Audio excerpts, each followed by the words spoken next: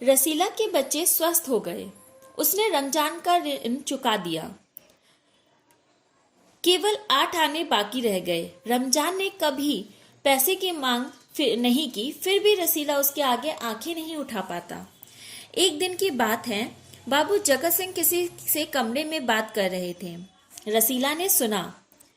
Engineer बाबू कह रहे थे कि 500, बस 500, इतनी सी रकम देकर आप मेरा अपमान कर रहे हैं। हुजूर मान जाइए, आप समझे आपने मेरा काम मुफ्त में किया है। रसीला समझ गया कि भीतर रिश्वत ली जा रही है। बच्चों, हमने इसे पिछले भाग में पढ़ा कि किस प्रकार रमजान ने रसीला की मदद की, किस प्रकार दोनों की मित्रता हुई है।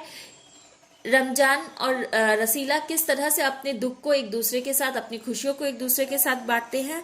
और यहाँ पर अब हम देख रहे हैं कि 500 रुपए की लेन देन चल रही है और यह सिर्फ और सिर्फ रिश्वत की बात है। सोचने लगा, रुपया कमाने का यह कितना आसान तरीका है। मैं सारा दिन मजदूरी करता हूँ, तब महीने भर बाद 10 रुपए हाथ आते हैं।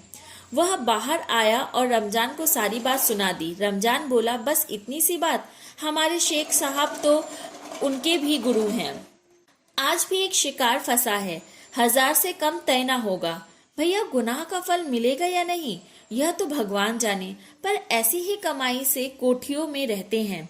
और एक हम है कि परिश्रम करने पर भी हाथ में कुछ नहीं रहता।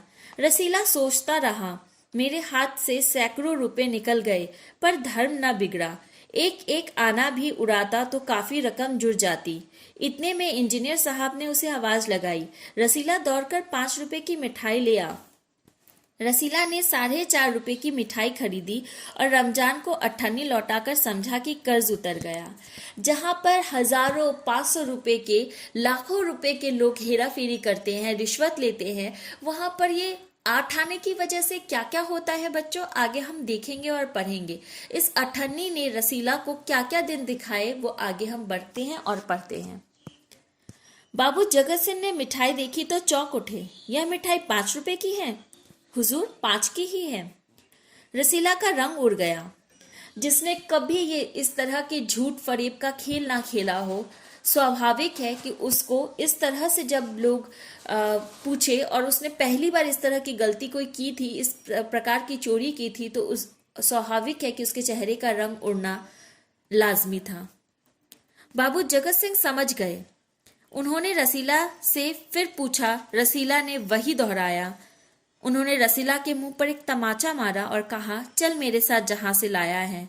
हुजूर, झूठ कहूं तो? रसीला ने अभी अपनी बात पूरी भी ना की थी, इंजीनियर बाबू चिल्लाए, अभी सच और झूठ का पता चल जाएगा। अब सारी बात हलवाई के सामने ही कहना। अब कोई रास्ता ना बचा था। वह बोला, माई बाप, गलती हो गई, इस बार माफ कर दे। इंजीनियर साहब की आंखों से आंख बरसने लगी। उन्होंने निर्दयता से रसीला को खूब पीटा, फिर घसीटते हुए पुलिस थाने ले गए। सिपाही के हाथ में 5 रुपए का नोट रखते हुए बोले, मनवा लेना, लातों के भूत बातों से नहीं मानते। कैसी विडंबना है। 8 आने के लिए उसको इतना मारा गया, 8 आने के लिए उसको पुलिस चौकी तक लेकर आया गया, और उसकी बात मनवाने के लिए सिपाही को 5 रुपए रिश्वत दे दी गई। क्या वो 8 आने को माफ नहीं कर सकता था? क्या वही 5 रुपए वो रसीला के हाथों में नहीं रख सकता था? हम कई बार अमीर होते हुए भी कितने छोटे हो जाते हैं, हमारी सोच कितनी छोटी हो जाती है, वो इंजीनियर बाबू की इस व्यवहार से हमें साफ साफ परिलक्षित होता है। दूसरे दिन मुकदमा शेख समीरुद्दीन की कचहरी में पेश हुआ। रसीला ने तुरंत अपना अपराध स्वीकार कर लिया। उसने कोई बहाना ना बनाया। चाहता तो कह सकता था कि यह साजिश है, मैं नौकरी नहीं करना चाहता, इसलिए हलवाई से मिलकर मुझे फंसा रहे हैं। पर एक और अपराध करने का साहस वह न जुटा पाया। जो बहुत साफ और सच्चे दिल के होते हैं, गलती से अगर वो कोई गलत काम कर भी लेते हैं तो उसको छुपाने के लिए कोई और गलती कर पाना उनके बस की बात नहीं होती। उसकी आंखें खुल गई।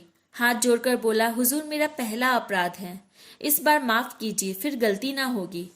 शेख साहब न्यायप्रिय आदमी थे।